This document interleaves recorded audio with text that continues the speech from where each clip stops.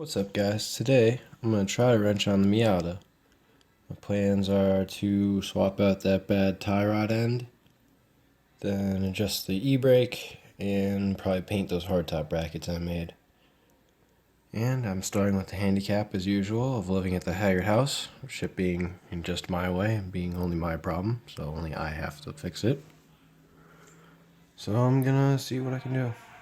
And there's some old Mercedes Chow bought. And that's going to sit there for, I'm going to say at least a month before anyone has anything to say about it. Alright, so I finally got this on jack stands. I actually have jack stands. That's a huge achievement.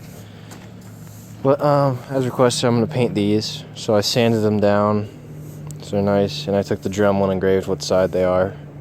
So, because obviously the Sharpie just got sanded off. And Tony finally got his car out of the garage, and from what I've heard, he took it for a ride down the main dirt road and the front left wheel fell off or something. So, just Tony things, but I'm gonna go paint these on the hill.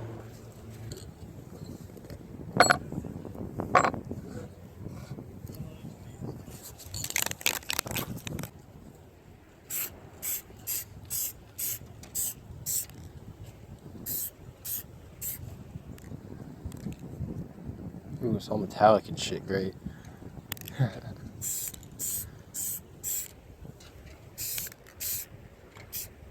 Shiny. Alright, we're back in this very familiar corner of my car. So far what I've changed out in this corner, lower control arm, tire, sway bar link, this bellow, which held up pretty good so far, and today I'm going to change this tie rod end. It's kind of like bent a little bit, probably from when I hit the curb, but I got a new one.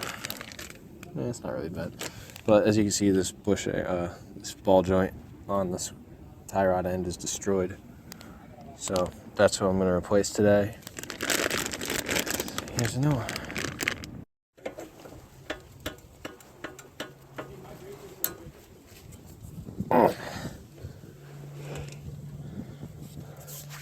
So this has almost come out. This cotter pin's being a little bitch. But I don't know, I've just been like twisting and fucking pulling and hitting it and all sorts of different shit. But they come out eventually. Broke the nut loose a little bit, so it moved. But it's just being a pain in the balls.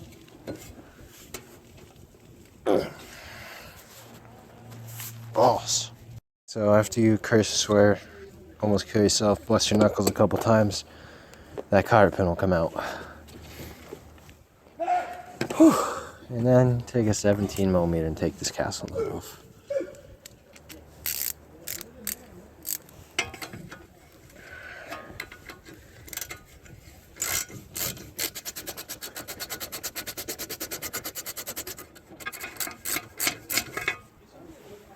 Alright, so that castle nut comes off.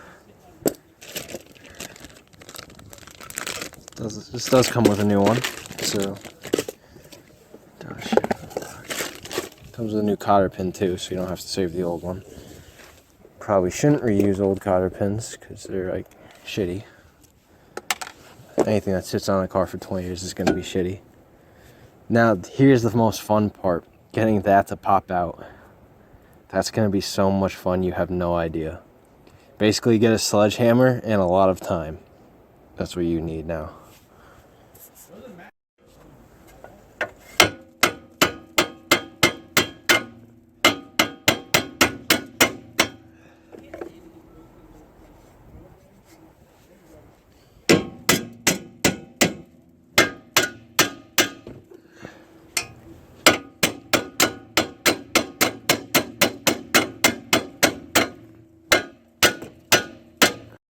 So of course I didn't get on camera, but this thing actually was the easiest ball joint I've ever removed.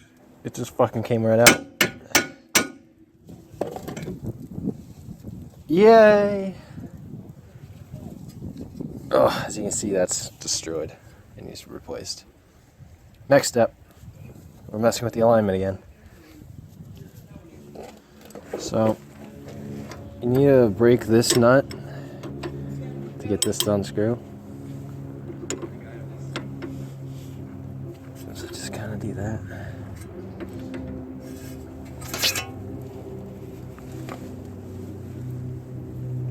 And try your best not to like scissor your fingers off with the wrenches. Like that. And then we're gonna do the same trick I did before and tape this nut into position, or put tape behind it so it won't move anywhere.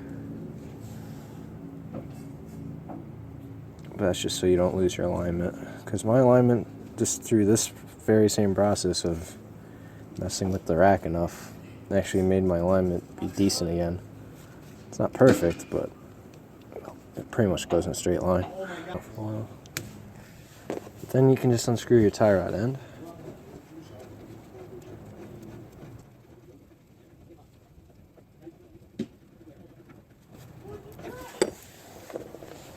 Alright, your all ball joints out. Ooh, ooh. Gross.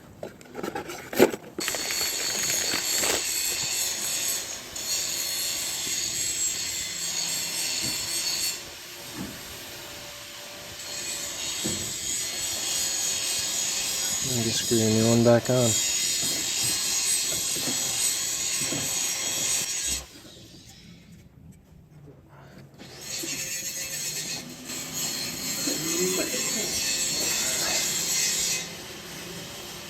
Just like that. Now you can tighten this nut back up.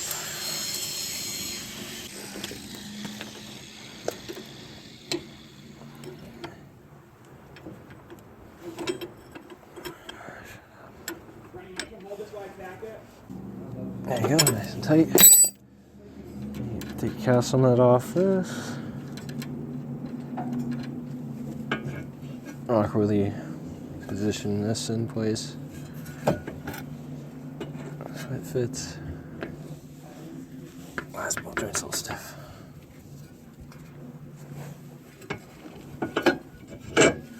That there. Cast nut back on.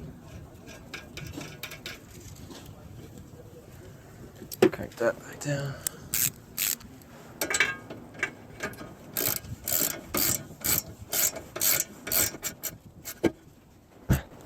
Alright. And last step, let's take your cotter pin. Cotter pin in.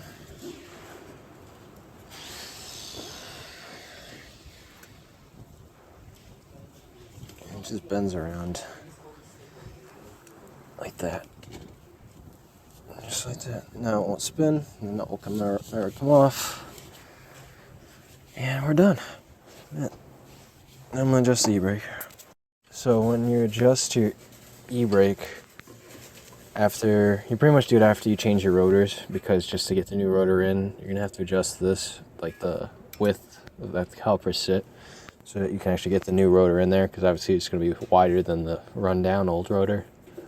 So on the back of the caliper, it's gonna be hard to show you, but there is where the e-brake cable comes onto it. There's like a bolt here for the bracket for the e-brake cable, and then right next to it is another bolt, 14 millimeter, and that's just a little cap which covers a hole which you can't see, but under that hole you stick a 3 millimeter Allen wrench in that hole, and under there is your adjustment for your e-brake. So I already adjusted this side, but the idea that you want to get is with the e-brake down, it's supposed to be like you have to put a lot of effort to get this to rotate, but it'll rotate freely, obviously with the car not in gear, and the e-brake all the way down. And then to set your tension, basically you're gonna adjust it while the e-brake's down, and you want it so, just like I said, so you can just barely, like you put enough force and it'll sprint freely. And then to see if your e-brake's actually set, you're gonna pull your e-brake up just 5 clicks.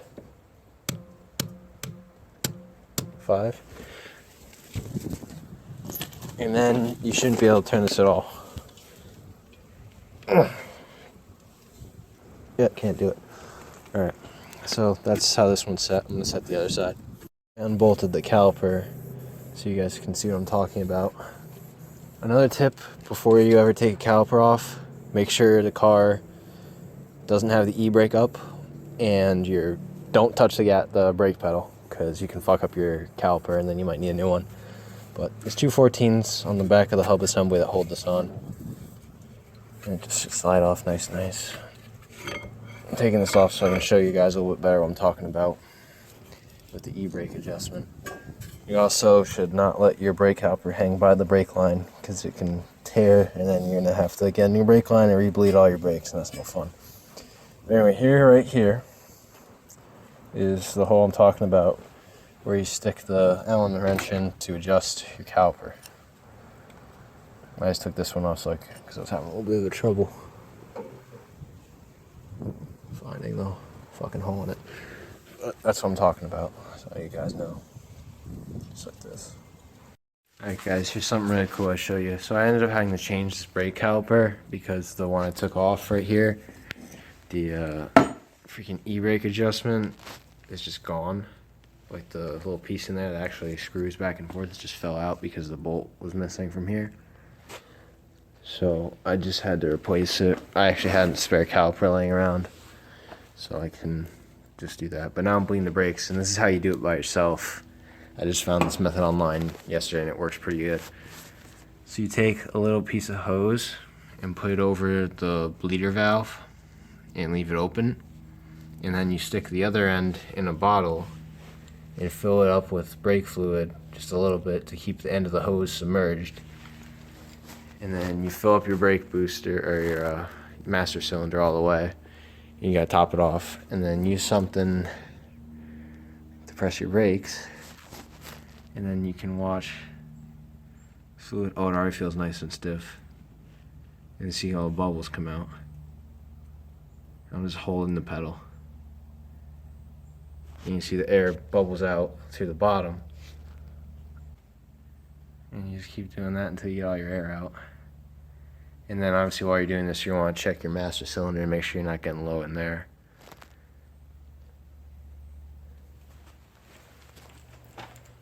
Over here.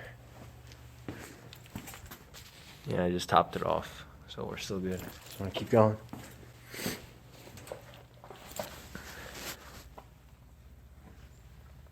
The pedal's already nice and stiff. I can feel it. Get all the hair out.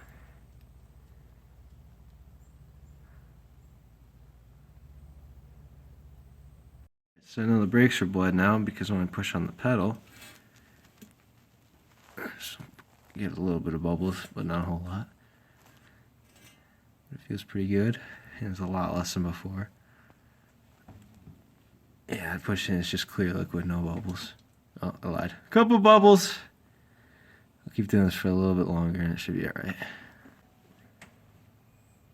But once you get it so when you press the pedal and you see no bubbles at all, kind of like that, and you just got a little piss of bubbles, then you know you're good. A little bit every time. Almost there. Alright, I think we're good. I pressed it all the way and got nothing. So all I'm going to do now is tighten up this fitting. And then take the hose off. Watch the bottle. You don't want to tip that over and make a mess. Brake fluid sucks when you get it on you.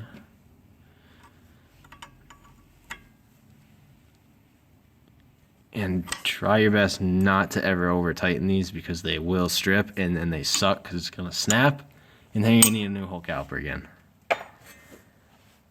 That's pretty much it. And now this is going to make a little bit of a mess, but we'll deal with it. And now my brakes are bled. Now I can do my e-brake adjustment, and then my brakes will be finally good to go.